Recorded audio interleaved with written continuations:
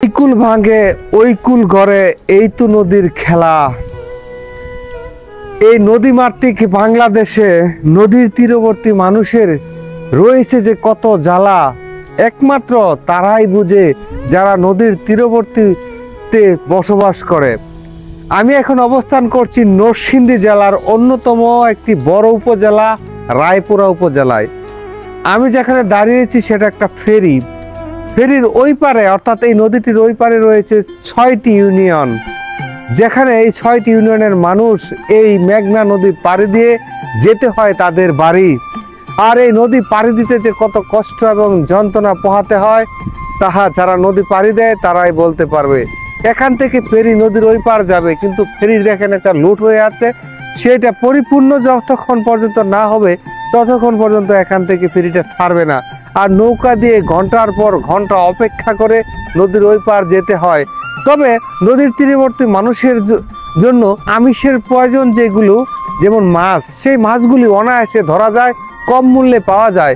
কিন্তু তাদের জীবনযাত্রার ক্ষেত্রে যুদ্ধের যেন শেষ নেই, কারণ পানিপথে তাদের যেন জীবনযাপন যে কোনো সময় এই পানিপথে ঘটে যেতে পারে বিভিন্ন ধরনের দুর্ঘটনা।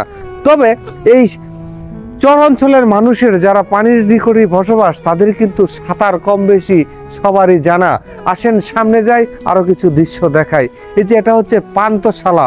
পান্থশালা সম্পর্কে অনেকেরই আছে কম বেশি জানা। এই নরসিংদী জেলার বিভিন্ন স্থানে পান্থশালা সম্পর্কে প্রশ্ন করলে অনেকেই যেহেতু চিনে, সেক্ষেত্রে পান্থশালার গুরুত্ব এবং প্রয়োজনীয়তা থাকার কারণে এই পান্থশালাতেই রয়েছে ফেরিঘাট।